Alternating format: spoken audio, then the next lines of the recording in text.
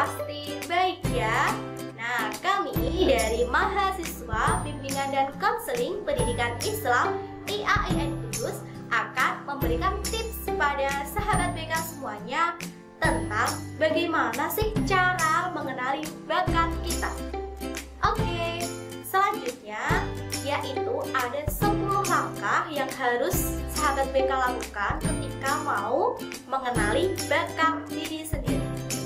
Yang pertama, temukan hal yang disukai. 2. Amati hobi Anda. 3. Cari dan amati pengalaman Anda. 4. Cari hal yang Anda bisa kerjakan dan tanyakan kepada orang lain. 5. Ketahui kelebihan dan kekurangan Anda.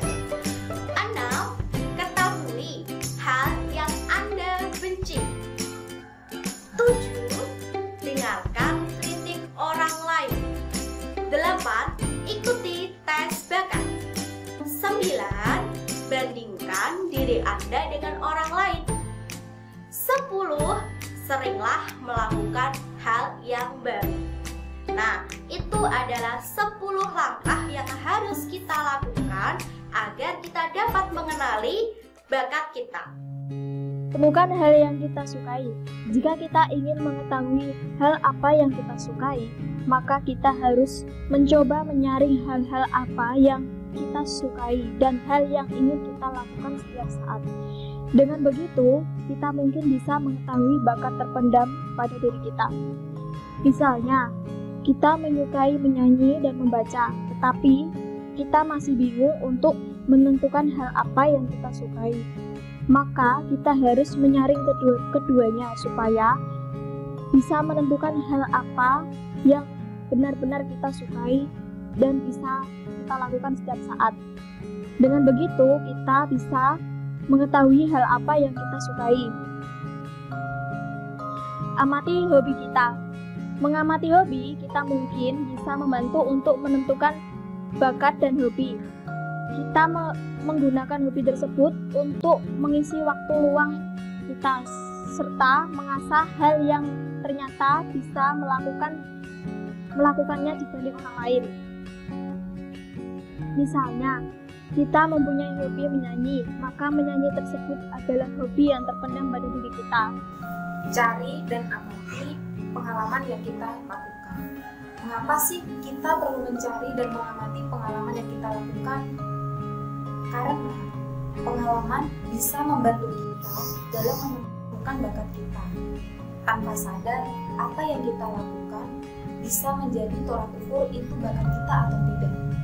Contohnya, ketika kita berorganisasi, kita akan mendapatkan pengalaman tersendiri.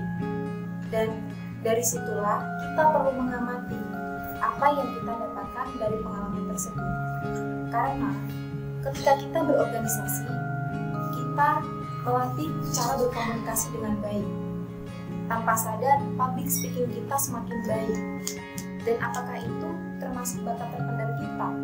Jadi, perlu kita cari dan amati pengalaman yang kita lakukan agar kita lebih mengetahui apakah itu bakat kita atau tidak.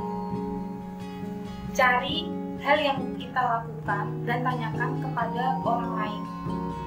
Mengapa sih kita perlu mencari hal yang kita lakukan dan kita tanyakan kepada orang lain? Karena hal yang bisa kita lakukan merupakan tanda dari bakat yang kita miliki tanpa kita sadari. Dan hal itu perlu kita tanyakan kepada orang lain agar kita lebih mengetahui apakah itu memang bakat kita atau tidak. Contohnya, ketika kita menyukai hal yang selalu kita kerjakan seperti membantu ibu memasak, dan itu membuat kita terbiasa. Lalu kita tanyakan kepada orang lain, apakah masakan kita itu pas, enak atau tidak. Dan ternyata respon dari banyak orang baik. Tanpa disadari, itu merupakan bakat kita. Jadi, cari hal yang perlu kita lakukan dan tanyakan kepada orang lain. Ketahui kelebihan dan kekurangan pada diri sendiri. Untuk mengetahui bakat yang kita miliki, kita juga harus terlebih dahulu mengetahui kekurangan dan kelebihan yang kita miliki. Nah, untuk mengetahui hal tersebut, kita bisa melalui beberapa cara sebagai berikut ini. Yang pertama, mulai melakukan suatu hal untuk diri kita sendiri. Jika kita punya waktu luang, kita bisa memanfaatkan waktu itu untuk hobi kita. Misal, jika kita punya hobi main bola, di waktu luang tersebut kita bisa bermain bola. Yang kedua, tanyakan pendapat kepada sahabat atau teman terdekat kita mengenai diri kita. Nah, biasanya teman terdekat kita lebih mengetahui karakter pada diri kita. Dia lebih mengetahui bahwa kita itu orangnya misal optimis, percaya diri, overthinking, dan lain sebagainya. Yang ketiga, memahami bahwa setiap orang itu berbeda. Kita juga harus paham jika setiap orang itu mempunyai kelebihan dan kekurangannya masing-masing. Jadi, kita tidak bisa menjadikan seseorang sebagai patokan untuk mengukur kelebihan dan kekurangan pada diri kita. Yang keempat, menulis diary atau catatan. Kita bisa siapkan satu buku khusus untuk diary dan kita bisa rutinkan menulis itu setiap hari. Kita tulis apa yang harus kita syukuri dan apa yang harus kita lakukan untuk kedepannya. Ketahui hal-hal yang kita benci. Selain kita harus mengetahui hal-hal yang kita sukai, untuk mengetahui bakat kita juga perlu mengetahui hal-hal yang kita benci. Karena pada faktanya, jika kita tidak bisa melakukan suatu hal, itu berarti bukan bakat kita. Misal, jika kita tidak bisa menyanyi, itu berarti bukan bakat kita. Karena bakat itu adalah sesuatu yang unggul pada diri kita. Dengarkan kritikan orang lain. Hal ini perlu karena bisa menjadi bahan evaluasi buat kita. Nah, ada yang perlu diperhatikan ketika kita sedang dikritik orang lain. Pertama, tetap tenang. Karena apa?